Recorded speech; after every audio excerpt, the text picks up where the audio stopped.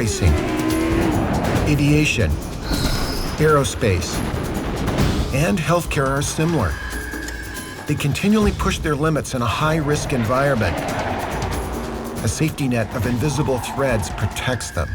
When those threads stretch, break, or are cut, accidents happen, ripping the joy of our loved ones from our lives.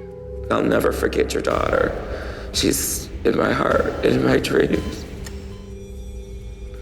I'm really sorry, and I hope you can someday forgive me.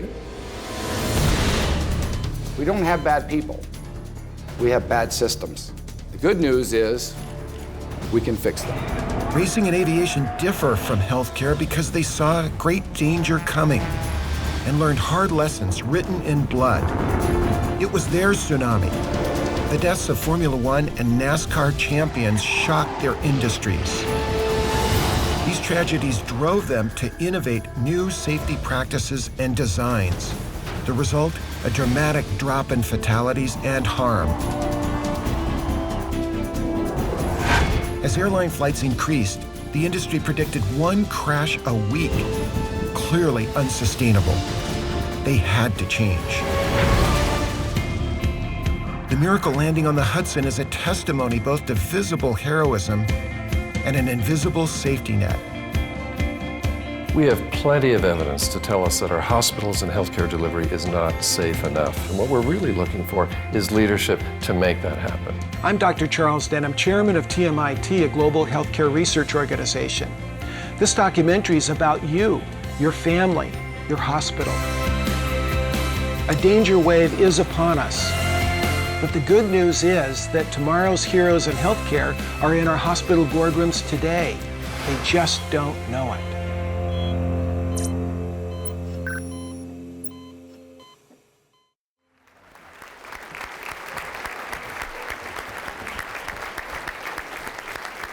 Movie star Dennis Quaid became a patient safety champion after a hospital accident almost killed his newborn twins.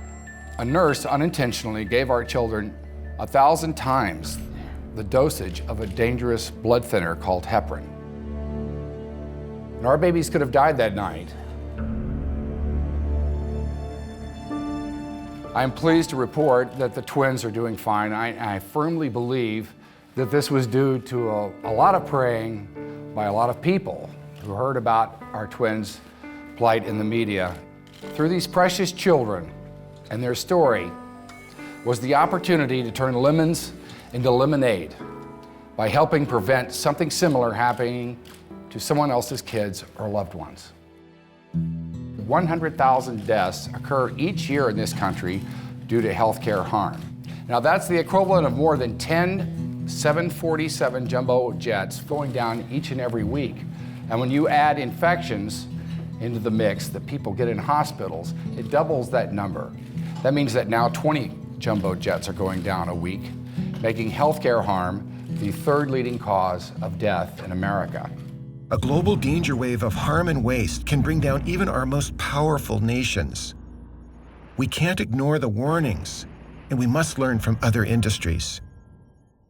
And the good news is that the real sweet spot or safety envelope for high-performance care is the intersection of three systems: leadership, safe practices, and technology. When these support systems are functioning within the right organizational culture, we get great care and we get safe care. Thank you. Thanks to Dennis Quaid and leading experts, Chasing Zero, a documentary and toolbox were created. They're being put to work around the world in hospitals, medical schools, and even in communities by patients and families building awareness. It was filmed around the globe, in Geneva, London, and at some of our greatest hospitals, including the Brigham and Women's Hospital, the Cleveland Clinic, Vanderbilt Medical Center, Johns Hopkins, and the Mayo Clinic. And even on a movie set in Hawaii. In Chasing Zero, hospital accidents focus the lens on heroes doing great things, role models to inspire others to act. These are the faces of hospital accidents. They're not statistics. It's easy to get buried in the numbers until you have to bury your son, or your daughter, your wife, or your husband. We can fix our safety net and prevent needless hospital deaths and harm through our hospital boards. There are future heroes of healthcare. They just don't know it. We surveyed over 1,000 hospitals across the country. And when you look at the bottom performing, the worst performing hospitals in America, not a single board chair from any of those hospitals, not one, thought they were below average. Most thought they were better than average. A few thought they were about average, but not a single one thought they were below average. And it's a level of denial and a lack of knowledge about their own performance that I think is shocking. When we found out how the quality of care in our hospitals had slipped, we were shocked. And as a trustee, it is our job to apply the resources that we have to bring the quality back to the level that we all expect and deserve. Ground zero is the boardroom and the senior management. The board is ultimately responsible for the overall performance of the organization. Safety and quality is a huge part of that responsibility. As a trustee, many times we often forget and don't understand that we're responsible for those invisible systems that can make all the difference between life and death within patient safety. Julie Tao, a nurse involved in the accidental death of a young mother, and pharmacist Eric Kropp are part of a growing group of caregivers who've been criminally indicted for hospital accidents. Very predictable system-driven mistakes. Eric was incarcerated for the death of a little girl, Emily Jerry, who died of a lethal injection of a salt solution during her cancer treatment. If I had a chance to make amends and talk with Mrs. Jerry, the first thing I would tell her is I'm so deeply sorry that what has happened with Emily. I never intentionally or tried to hurt her daughter. I wish I was in her place, because I'll never forget your daughter. She's in my heart and in my dreams. I'm really sorry, and I hope you can someday forgive me. Thanks. Well, I think the criminalization is a terrible thing. And in every case, there were obvious explanations for why the mistake happened. And those explanations all have to do with the systems they were working in and the institutions that were responsible for those situations. What was Emily like as a little girl? She could light up a room when she walked in. Emily could always put a smile on your face, always. My heart sank because I knew that she had to have just gone through so much pain. It wasn't like she was overdosed on an opiate where she would just go to sleep. So you felt it had to be very, very painful for her. And I think that was the toughest thing to deal with, Chuck, was knowing how much pain she was in.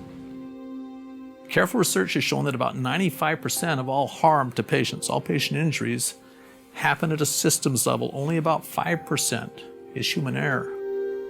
But what are these systems? What are the threads of the safety net that would have saved Emily Jerry's life? In this world of 10-second sound bites and 24-hour news cycles, it's virtually impossible to explain hospital accidents and the safety net failures, and especially why the responsibility, in fact the accountability, lies on the shoulders of those in the boardroom. It's much easier to make a caregiver or a hospital the bad guy, the villain.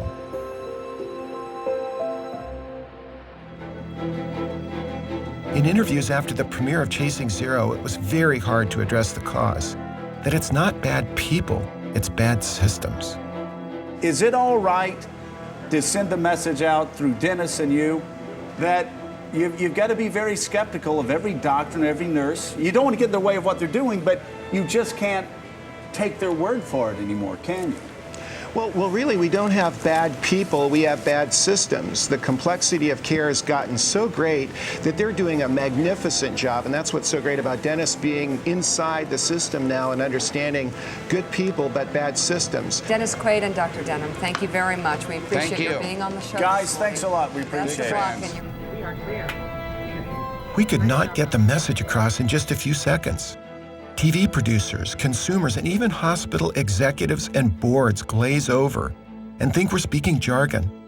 We have to use metaphors and humor to explain the invisible safety net All right, girls. Now, this is your last chance. If one piece of candy gets past you and into the packing room unwrapped, you're fired.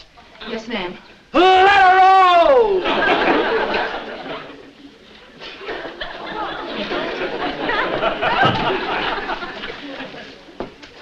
This classic Lucy sequence captures the very essence of the vulnerabilities of a stretched workforce and the importance of the invisible safety net. Here she comes.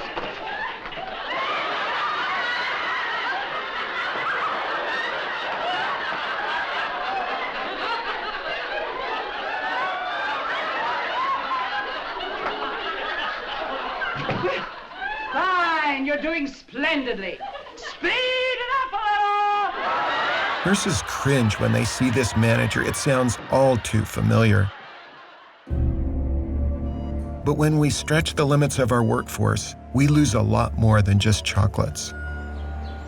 The global crisis of harm and waste is striking industrialized and emerging nations alike.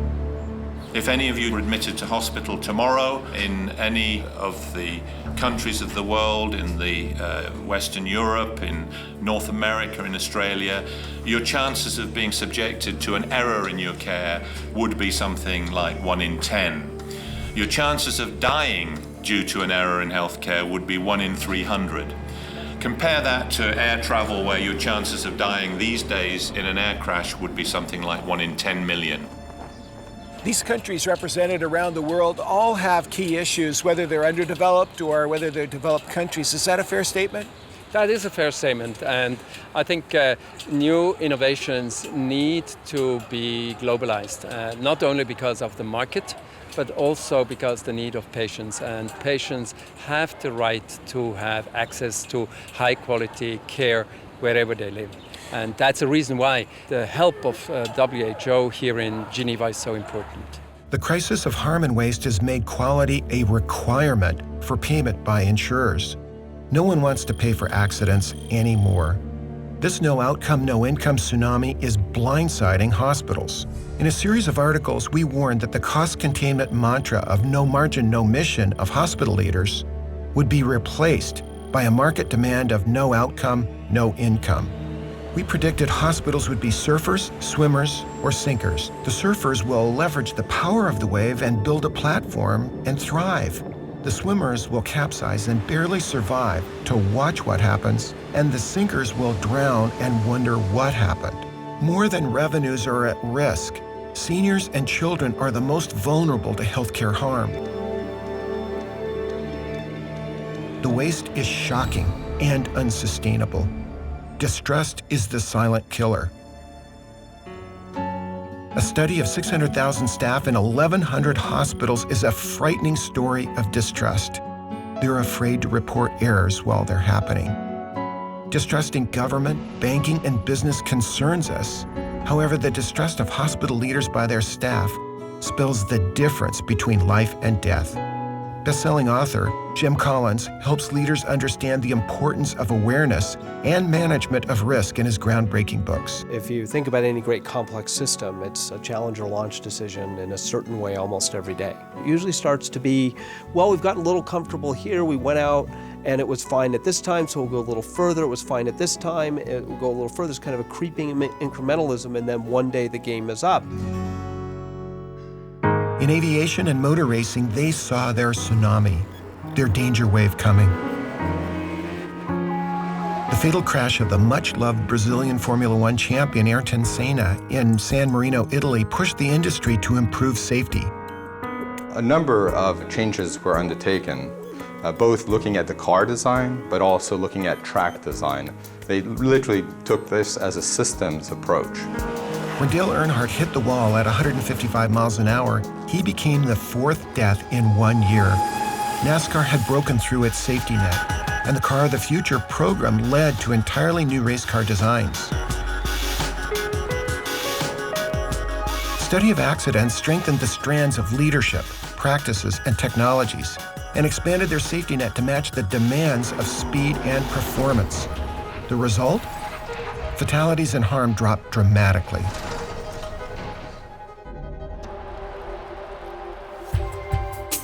We've always felt there's many lessons to be learned from industries outside of our own. We took a NASCAR pit crew chief to look at our operating room turnover. And it was that very crew chief who led the Car of the Future program for NASCAR. We brought him in with fresh eyes to look at our operating room procedures and turnover time, and got great suggestions and ideas and observations that we may not have seen. Pete Conrad dreamed of flying to new heights. On the Apollo 12 mission, he became the third man to walk on the moon. Fantastic! And that may have been a small one for Neil, but that's a long one for me.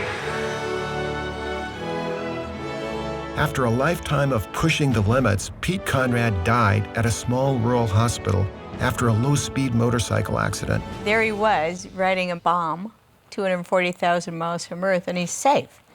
And he goes to a hospital where safety should be a given, and it's not. And so I think that we need to take a really serious look and get this solved. It's just inexcusable what's going on. Dr. Jim Bajan has a terrific background as an engineer, physician, and astronaut. He was involved in the investigation of both Challenger and Columbia space shuttle accidents. What were the lessons we learned from those two accidents? Communication is probably the single biggest factor in any accident. Usually there's someone or some piece of information that's available that, had the decision makers been privy to it, would have known what to do. And in both those accidents, the people that knew certain information, somehow it did not get communicated to the people that needed to know it. In healthcare, it's no different. We see that often information is available, but the practitioner might not have it at the right time, and the patient suffers the consequences. Yeah, it was a bird strike. Can I get him in for runway 1? Runway 1, that's good. Cactus 1529, turn right 280, you can land runway 1 at Teterboro. We can't do it. Sully Sullenberger successfully landed the airliner on the Hudson, saving the lives of 155 passengers and crew through leadership, safe practices, and technology. We had a clear dialogue with concise vocabularies. We had teams trained to consistently apply these procedures that were able to build upon that, use what we did know to solve in 208 seconds a life-threatening problem we'd never seen before. Okay, which runway would you like at Teterboro? We're going to be in the Hudson. I remember when Dennis Quaid and I first met you, you said, as I reflect back on that experience, there were 3 things I know I did, and I did right. Tell me about them. Well, first I forced calm on myself, a kind of professional calm that we learned to summon up somewhere from within us. The second thing I did was I imposed order on what might have been chaos. And finally, because I knew that the time was so short and the workload so intense, I chose to do only the highest priority items, but do them very, very well. And then I had the discipline to ignore everything else as being only distractions. About 20 years ago, the Boeing Airplane Company did a study and projected into the future as the number of airplanes and passengers increased, how many accidents we would have if we did not lower our accident rate. We had to take action. The industry took action. The Boeing study and the CAST initiative that followed were so pivotal in so many different ways, because what they were really was a gigantic slap in the face that good enough wasn't in fact going to be good enough for very long. This study said if we expand as we think we're going to worldwide, we're not going to have an aviation industry because nobody will trust it. That got everybody seriously focused on something that is absolutely pivotal for medicine, and that is the belief, the real belief that we can get to zero. Because guess what? We've done that. It was an incredible example of the whole industry coming together, working together across the lines, and creating something that had never been created before. Most consumers are shocked that we don't have an NTSB for healthcare. I found people have been astounded, as was I originally, when I found out there was no particular body to help assimilate all the information on things that had gone terribly wrong. I'm incredibly excited that the Institute of Medicine has, in effect, endorsed the idea of a medical version of the National Transportation Safety Board, because I know how incredibly important that was for us in aviation and in all forms of transportation. It will do exactly the same thing for medicine, a complete watershed from the way we have been in the past. In June of 2010, leaders from aviation, aerospace, government, healthcare, and the media assembled to bring best practices from aviation to healthcare. including an NTSB for hospital accidents. But while at that meeting, Dennis reminded us of what is really important. Along that road that we're on, chasing zero in this race, is that to remember that it happens one little soul at a time. That's what makes it personal, and that's what makes people really care, is that personal connection.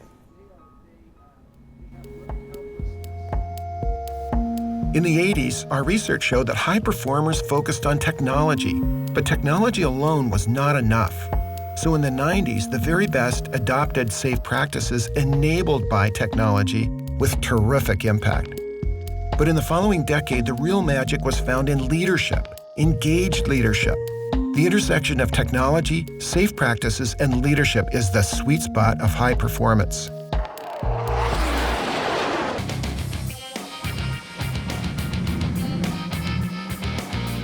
High performance begins with leadership, ends with leadership, is all about leadership. The big surprise was where we found the greatest leadership. First was the military. When you hear the sound of any jet's engines, that is the sound of freedom. Every person that has ever served in the United States Navy, Marine Corps, Armed Forces in general, it's kind of instilled in their DNA. The Blue Angels trained from within. The jet pilots are brand new every 2 years, and the entire team is replaced every 3 years. The Blue Angels, it's a military operation, so there's a natural hierarchy in the rank structure. The safety hierarchy, it's flat because every single person involved in the maintenance of the aircraft, launching the aircraft, recovering, flying the aircraft, the pilots, all have an equal role in ensuring the safety of the flight and the recovery of the jets. There's an infinite number of scenarios that might unfold operationally that you just can't train for. So what we have is an invisible safety net that help deliver both reliability and safety. What great organizations, what the Blue Angels try to do is drive leadership, decision-making, communication skills, teamwork behaviors, and trust driven to every single level through the organization so that good decisions can be made when the unexpected occurs. We don't have that in healthcare yet, but we can.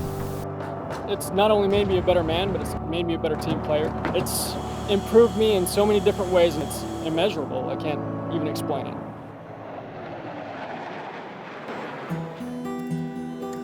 Another surprise, measured in lives saved, was a national organ donorship initiative that began with the courage of Dr. Howard Koh.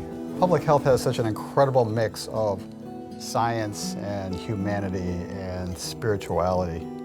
And in the area of organ donation, this is an area where people are making extraordinary gifts of humanity, where one person's sacrifice is another person's salvation. And it reminds you that fundamentally we are all interdependent and we're all interconnected and we can all help one another in great times of need. And the success was expanded nationally by one of our greatest social entrepreneurs, Dennis Wagner, a public servant, who has led successful programs through 3 administrations, proving that excellence in government is nonpartisan. My hope for 3 years from now is that we will look back on this point in time and we will say we have been a major force and a trustworthy partner in the transformation of American healthcare. That our system is delivering better health for more people at lower costs, and they're getting the quality of care that they want. When Don Berwick was the leader of the Institute for Healthcare Improvement, he and his team drove patient safety all over the world. It's just wonderful to see the spread of these methods and tools and to see the wide application that they have. On the other hand, I'm still impatient that we don't have them used every patient, every place, every time. We got more involvement and more enthusiasm and more buoyancy in the pursuit of healthcare improvement than I had experienced in my entire career. He later served a short 17 months as Medicare's leader, facing enormous partisan opposition. However, during his tenure, he dealt a fatal blow to the status quo by building teams like the Partnership for Patients, which is ending needless harm and waste.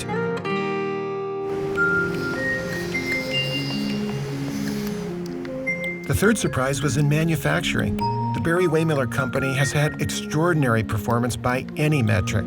They're driven by a visionary leader, Bob Chapman, who is dedicated to the fulfillment of his employees.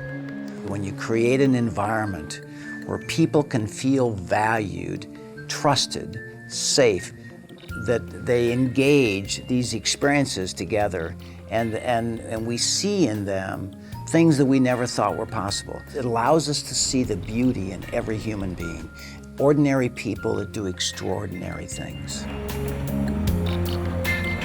You know what? They care. It's not like punch in, do your job, and go home. It was like, no, let's help you do your job so you can feel better when you go home. We've paid people for their hands for years, and they would have given us their heads and their hearts for free if we had just known how to ask them. So the common denominator we found in the military, government, and manufacturing were that they practice the 4 T's of leadership: truth, trust, teamwork, and training. They engage the head with the currency of truth, the facts, figures, and science of what they do. They engage the heart with trust, building hope and joy by developing their gifts, moving the hands to the action of teamwork using the best performance methods. And they give voice to their people through training from within, by their people, for their people. We can make the hospital safer. We can provide much better care to our patients. We just have to roll up our sleeves and do it. So who have rolled up their sleeves, building new invisible strands of technology, practices, and leadership? Who are the role models?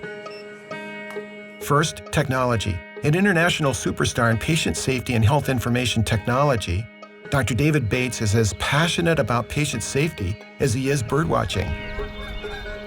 How would you feel if you're getting on an airplane and you look to the left and you saw that there were no instruments on the panel? Well, that really is what it's like when a doctor sits down with a blank piece of paper in a hospital and writes an order for a drug or a test.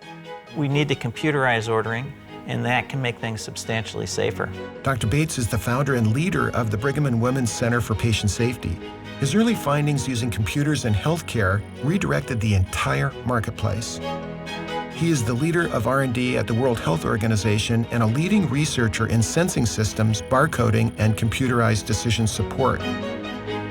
He's also one of the authors of the 2012 Institute of Medicine Health Information Technology Report. He is a pioneer in the safe adoption and verification of electronic medical records and computerized prescriber order entry systems, or CPOE. The CPOE flight simulator is a wonderful new innovation that allows us to measure the safety and effectiveness of complex computer systems at the patient level in hospitals. There's no question that simulation is the future in everything from surgical operations to the use of sophisticated devices to actually making sure that the computerized order entry system works as we expected it to. You know, health information technology is not plug and play. The CPOE flight simulator verifies performance, and that's what we need. Technology is a tool. It will not solve our problems by itself. But if we have the right leadership and vision in place, if we have identified the practices that need to be adopted and implemented, then technology can be crucial to making more progress more rapidly for more people. The Ascension Health System proved to be a great role model for taking safe practices to scale when they were inspired to eliminate needless death and needless harm from their hospitals by a young mother who told the story of losing her daughter. Josie was 18 months old. She loved to dance and had just learned to bounce on the trampoline with her older siblings, Jack, Relly, and Eva. She had just learned to say, "I love you." Josie was admitted to Johns Hopkins after suffering 1st and 2nd degree burns from climbing into a hot bath. She died in our arms on a snowy night in what's considered to be one of the best hospitals in the world. Our lives were shattered and changed forever. Josie died from severe dehydration and misused narcotics. Careless human errors. On top of our overwhelming sorrow and intense grief, we were consumed by anger. I am not asking for your pity. I'm asking for your help. I do not know the answers. I only know that there is a problem that must be solved. I'll never forget the first time I heard the Josie King story. I was choking back tears, and I was absolutely speechless. It had an enormous impact not only on me, but on every clinical leader who was present in the room that day, and there were over 200 of us. It was unbelievable. It galvanized everyone in the room to commit to eliminating preventable death and injury. That helped that whole strategy to evolve. It was a profound moment for me as well as all the other clinical leaders in Ascension Health. Every senior executive in attendance that day was given a clock that counted down to July 1, 2008, the date of their goal to eliminate preventable death and injury. It is personal because in the final analysis, those people who are dying are our friends, our families, our community members. We underestimated what could be done. The number of lives saved in our system was over 5,000 lives. That is unbelievable. I will never forget videotaping Dr. Sandy Tolchin as he shared the moment when he watched the videotape and they were contemplating a 5-year program for no needless death, no needless harm at Ascension Health. I know for a fact it's saving lives. It makes me feel really good, and it makes me think that things happen for a reason. And it makes me just kind of realize that this is how it was meant to be. Because of the courage and the deep commitment of Josie's mom, Sorrel, and her whole family, that story is now known and carried all over the world. And I have seen boards of trustees and tough senior executives and proud senior physicians change their minds, turn their hearts towards safety in a way they never have before, just by hearing that story and then connecting to it and saying, oh my God, that could happen here too. The next innovation in breakthrough healthcare performance may not be software, pharmaceuticals, or even new procedures. It is leadership that can unlock the potential of people. Do you believe it's possible that we can bring joy back to the caregivers' lives in our healthcare system? Oh, absolutely right, And the opportunity to help others isn't just between the professional and the patient, but the professional and other professionals, helping every one of them to become better people. This is very hard when prestigious schools like Harvard and other great schools have taught the tools of being an extractologist, how to extract the most amount of financial wealth from a system over the shortest period of time, to some degree robs us of the opportunity of investing in the joy that can occur with sustainability and the joy that people can have on the job. Is that an unfair statement? No, you're exactly right. And it's not consistent within ourselves, because our people will look at renewable energy and say, you don't want to just suck out a one-time opportunity to use that energy from the earth. We got to bring it from renewable sources. And yet we'll look at our people and say, we'll just use them, as opposed to, it's renewable. Maybe there's a leader that creates the systemness of an organization that creates a set of circumstances for people to have fulfillment and joy in their work, and that contagious joy might have impact as a collective intelligence of an organization. Is that possible? The causality of happiness is focusing your energy on helping other people be better people, rather than focusing on ourselves. If what you're trying to do in managing your company is make better people, the products that you make and the profitability you create is a byproduct of making other people better, then it can create a business organization that is not like anything that we have seen before.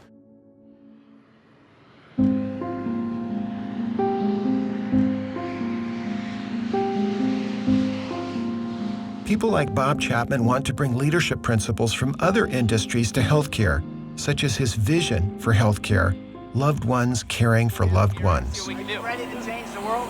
Absolutely. You ready for this? Loved ones caring for loved ones is a radical vision statement. It seems radical, but it clearly is so natural. If we're not caring for the very precious human beings that are delivering that care, how are we ever going to allow the patients to experience our goal of compassionate and safe care when they're under our stewardship. Our great leaders are cross-pollinating best practices between aviation, manufacturing, and frontline hospitals because it's the right thing to do. Ann Rhodes, author of Built on Values, has brought leadership best practices to hospitals. A great leader pulls those words and those values that are on the wall off the wall, and they literally live them and breathe them every time they touch a patient or a caregiver in the organization. Every single caregiver and every single patient sees what the values of the organization are by watching the behaviors of the leaders. When I saw the value that you could generate in improving people's lives, giving them a better life or extending their life, the satisfaction you get from doing that is so great that it's driven me to make this my life work. We measure our success by the way we touch the lives of people. I just love it. It's like a woohoo! In the spirit of advanced leadership concepts pioneered at Harvard through some of our greatest educators, we can train tomorrow's leaders today by instilling the 4 T's of leadership through fellowship programs, online training, and webinars that can engage the heads, hearts, hands, and voice to drive patient-centered, value-driven care that can move us from harm to healing and waste to value. Even trustees are getting certified in leadership. The World Health Organization has developed a curriculum to improve healthcare all over the world. Where WHO is strongest is not in telling countries and telling people what to do, but in giving them tools to do it themselves. And so training young doctors and young nurses and other allied health professionals is really where you start to see the sustainability of patient safety getting advanced. So what is an example of where trustees and leadership teams can weigh in on quality and safety? Short answer, imaging. The Greenlight Group of leading hospitals is learning how to improve overuse, underuse, and misuse of imaging so that they can greenlight wise investments in quality. Blind budget cuts could sever the very safety net protecting patients. Major societies are already taking a stand to help caregivers and consumers make the right choices in care. You and I have talked about the fact that imaging really is the tip of the spear to get healthcare to use electronic healthcare records. Well, imaging is so important because, first of all, it transcends virtually all the spectrum of practices in terms of family practice, primary care, specialist care. So they see and interact with the entire medical community. CT scanners, often called CAT scanners, created pictures of virtual slices through the body, allowing precise position of disease and winning the Nobel Prize in 1979. EMI, the investor in the Beatles, was the original investor in CAT scanning. Who would have guessed that the massive profits from the Beatles' 1960s hits would have brought to us one of the most life-saving technologies of all time? One of the first clinical scanners was installed at the Mayo Clinic. CT has been wonderful for patient care. It has saved countless lives, it has made countless lives better because CT can look inside and find out what's going on without a scalpel. But there's an opportunity to make it even better. There are a number of exams that we don't need because we already have an exam, or we could use an ultrasound and MR instead. And by reducing exams we don't need to have done, we can save money. That's good for our country, and it's good for those patients. Annually, there are more than 80 million CT scans in the US and over 240 million worldwide, making everyone aware of radiation safety. Completely independent experts disagree on the exact amount of radiation that can cause harm. However, all agree that the lifetime dose of radiation should be tracked and minimized. All agree that patients should receive the benefits of imaging if properly selected and performed to diagnose and care for illness. It's very different with the new CT. We have a very good visualization, but also we reduce the dose. At the beginning, the radiation dose is more than 16 millisievert. And now with the new CT is only 2-3 millisievert. We deal with members in all 50 states, and we have 35 million lives under contract. Dr. David Sofa of American Imaging Management works with healthcare purchasers in the United States, advising caregivers and patients to make diagnostic imaging more appropriate, and safer. We had a real surprise about 3 years ago. We became aware of the fact that 90% of the people who were ordering the tests were doing so less than 1 time per week. So the majority of doctors ordering these high-tech studies can't possibly understand the indications for all of them without support. It's very hard for a general radiologist to keep up, much less the average family practitioner or internist. The sentinel effect is when we know that people are watching, we behave differently. All of us slow down when we pass a police car. The sentinel effect can have a very significant reduction in imaging, and it's not unusual for us to see imaging decrease by some 20 to 30%, simply because somebody is asking, what is it exactly you want to order, and why do you want to order it?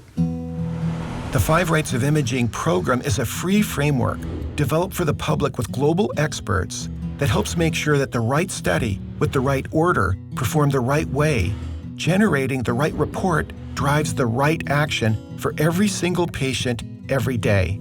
It embodies the priorities of radiology organizations focused on radiation safety. So as we talk about the 5 Rights of Imaging, what do consumers need to know? It's wonderful to have the right study. We often don't pick the right test, and duplication of tests are enormous in terms of expense. Given how much information a physician has to work with, it's actually not surprising that we misorder so often. They really need the ability to have a checklist to be able to look and figure out what is the best test right now for this patient in this circumstance. Patients and consumers know a lot more about what's entailed now, particularly with the low-dose technology, and they're asking for more, and I think it's important that we begin to actually are responsive to their needs. Getting the clinician the information that he or she needs when the time is most appropriate, when they're seeing that patient, that makes a huge, huge difference. The actions that we take after a test are critical, and often we fail to connect all the dots. The good provision of services, the good delivery of medical care should be well informed, and having all the information that you need to make the right action with the appropriate amount of information is essential. So that when the patient returns to the doctor and reviews the results of the imaging studies, hopefully it will inform which direction are we going. Is this a disease that needs aggressive intervention? Is it a disease that can be watched? And hopefully the imaging test helps to answer that question. An article, a free checklist, and smartphone application provide a guide to consumers and caregivers of the 5 rights. It's extremely important. I think we know the variation in the use of imaging technology is still tremendous. And to have approaches that use evidence-based information to select the proper test and perform it the proper way would provide enormous dividends. And again, provide the right care at the right place at the right price. There will never be a more exciting time in healthcare than today. That is, get on board, help change the world. We can save money and improve quality at the same time, and use those savings to help pay for infrastructure that we need so badly in healthcare. And that's really our job. And I think to energize people is to say, this is the unique time. This is a unique time, and it's not going to happen 3 months from now, 6 months from now, 9 months from now. It starts today. So get on board. It's going to be fun. A new area for the Greenlight Group is pain management, an important focus since pain is the #1 reason people go to see the doctor. When it comes to pain management, everyone owns it and no one owns it. And very few of us use the tools that are available, and therefore patients suffer. Because I've practiced as a surgical oncologist, anesthesiologist, and in pain management, I've seen the fragmentation in our healthcare system, and it spells disaster for many patients, but it represents a huge opportunity for improvement. It is past time for people to take a stand. We've got to take a stand. All teach, all learn is a concept that has to apply to every board and every C-suite in America. The no outcome, no income tsunami will hit all of us. Our children, our parents, our families. Surfers will make things happen, swimmers will watch what happens, and sinkers will wonder what happened. The new heroes of healthcare will be in the boardroom. The board of the past, who just worked with the CEO, will now work with everyone in patient safety and quality. You'll be like Sully Sullenberger, impose a calm, put a structure on chaos, and prioritize their actions. Our hospital leaders must replace fear with hope and sustain it through faith in them and their cause. Trustees, donors, doctors, pharmacists, and our families have to take a stand and support them, or they will not survive. It's exciting to know that this is almost like a new chapter in your life, isn't it? Yes, definitely. In May of 2011, Eric Kropp and Chris Jerry came together in an incredible moment of forgiveness. Chris, I want you to meet Eric Kropp. Hi. Sir. Good to see you. You too. This healing that can occur is the kind of healing that everyone needs. And so often we don't have an opportunity for this. I know it was a mistake, buddy. Yeah. I do. Thank you. I know that in my heart. And I want you to move on with your life. Thank you. But I want you to know that I forgive you from the bottom of my heart.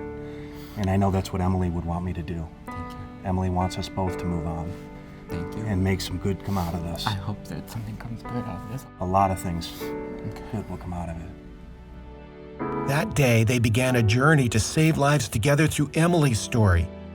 You know, it's all about forgiveness of budgets, plans, and accidents of the past. Forgiveness and healing are about the mind, body, spirit connection. My grandfathers are ministers, and they cared for the spirit. My father was a surgeon. He cared for the body. I'm a psychologist, cared for the mind and the spirit. And in some level, this is a coming together of all those things and saying that people aren't just bodies when they're sick. They're mind, body, spirits. And if you don't have your mind and your body working together to heal yourself, it's much, much harder to get there. In any leadership situation, you've got to determine what is the main goal we're all aligned around. And it can bring people together so that everyone feels that sense of passion of let's just build a great organization here that can treat patients, that can help people find full health and lead fuller lives. The boardroom is ground zero, not the bedside. The tools of success are the 4 T's of leadership: truth, trust, teamwork, and training. Great trustees are taking a stand by declaring, I own the safety net. There are 2 questions that I think is very important that boards and senior leadership can answer. One, is this a safe place to give and receive care?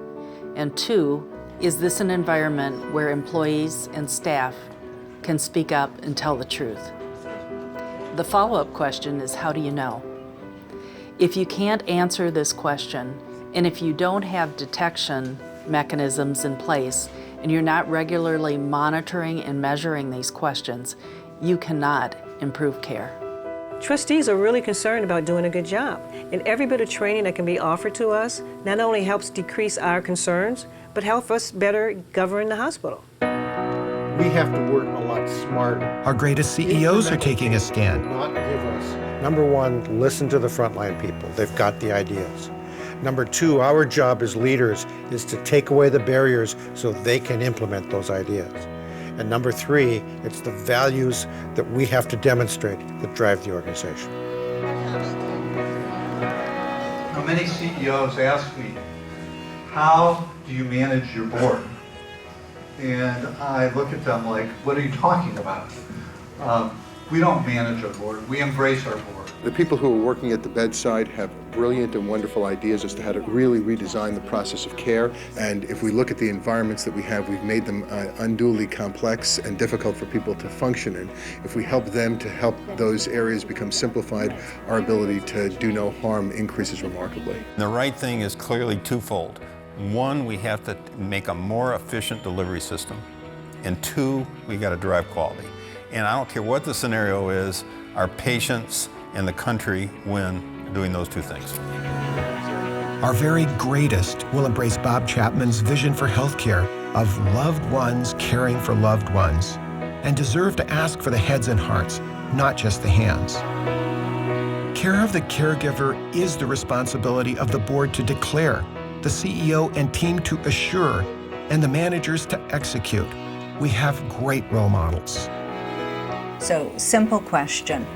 Did you commit this error on purpose? When the nurse says no, I say, well, then it's my fault.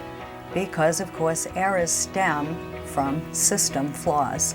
And if I'm the leader of nursing practice, I'm the person responsible for creating safe systems.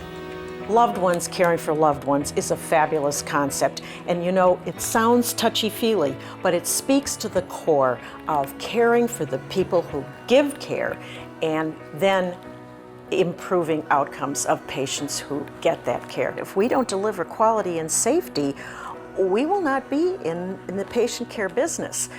We are not about volume anymore. Even CFOs are going beyond the numbers, and philanthropy is changing.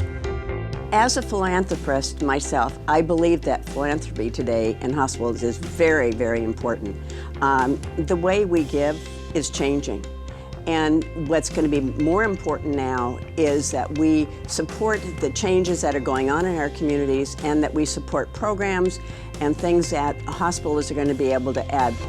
Patient Family Advisory Councils don't happen everywhere, but they should. I see a change in the compact between a patient and provider. We're moving from a provider-centric model where I tell you what to do to a partnership model where we work together to solve the problem. And just hearing that pragmatically, you know it's going to work. And seeing it in action is incredibly gratifying. I mean, it honestly is breathtaking to see. Medical schools like the University of California at Irvine are embracing cutting-edge technology. They provided the entire curriculum to incoming medical students on iPads. Moms and even dads are becoming more active in their family's care by reaching out to healthcare leaders and becoming educated through the TMIT National Care Moms program. So Dr. Fox, if something happens in your home, how would you even know which hospital is the right fit for the emergency you're trying to solve? That's a great question. I mean, time is critical with emergencies, for sure. My message to other families, ask the right questions. Don't assume that just because they're a hospital, it's all the same. There is a great deal of variation in the hospitals. Ask the questions and know the answers. Go for the people who will be so grateful for your support. Find out what they need and organize your community to make sure that they get it. Put your name on a safety initiative, not just a building, like the Patient Safety Center at the Brigham. These are gifts that can keep giving. Start a Pay It Forward program. The Josie King video has saved thousands of lives, one life for every $60 invested. This is our chance to step up and be the leaders and the advocates for the patients. That's why we went into medicine. We went into medicine because we cared about our fellow man. And the way that we're going to be able to make that real is be involved in creating safe environments, collaborative environments, and the kind of thing that we're going to be proud to be part of. Patients are getting more complex. Another horizon we have to address. As you look at the increased complexity, we need to remember the basics. One of my themes always is stick with the basics. The Keystone Project saved lives. We spread it around the country, saving tens of thousands of lives. These infections across the U.S. have been reduced by 60%, and we've taken the program now to Spain, England, and Peru, all with similar results. It's a continual struggle to make sure that we're communicating, and medicine is so complex that the teams change all the time. The players change, the providers change, the patient's family changes. This is an ever-vigilant process. Hospital leaders need a step-by-step roadmap to follow. The National Quality Forum's Safe Practices for Better Healthcare provides such a roadmap. They are consensus-driven, evidence-based, and have been synchronized across the major quality, safety, and purchasing organizations. Get involved. Make sure that you understand that their job to you as a consumer is to ensure your safety in a healthcare institution. They are your representation to the leadership of the hospital, and so make sure that you engage with them, that you hold them accountable, and they'll hold the organization accountable for these safe practices as well.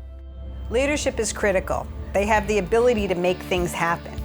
A good leader will always recognize a patient and family as a productive member of the team and add them to that team. Hospital leaders and board members have a terrific opportunity to engage their local quality improvement organizations, QIOs, who are charged to bring patients into the boardroom. They can partner with their great state hospital associations. I am an artist. I am a mom. I'm a Cub Scout den leader and a Cub Scout Cub Master. Patients like Regina Holliday are using community engagement and social media to change the face of healthcare. Her passion for painting tells her story and stories of others. Storytelling is so powerful in healthcare.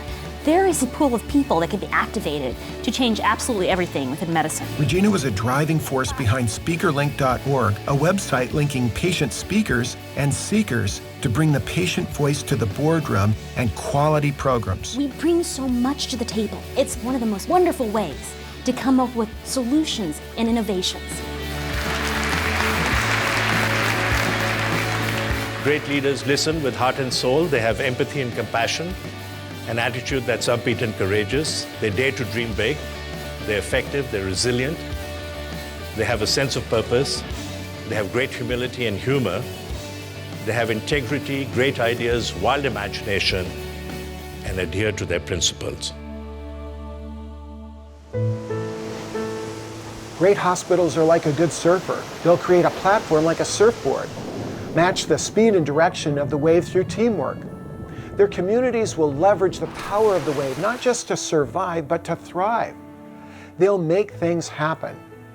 But it's time to take a stand now. Trustees and caregivers should get trained in leadership. All of us should be with our loved ones at the hospital to be part of the care team. And everyone should contact your local hospital and give resources or time to their safety programs. This movie and toolbox are free. They're yours. If you take a stand now, you start your journey. It's not just business as usual. This is personal. You can't allow another mom, another dad, another child, another caregiver to slip through your safety net. They're in your hands because you are the safety net. Now you know. Our kids are counting on it, like this little one who just happens to be mine. It happens one little soul at a time.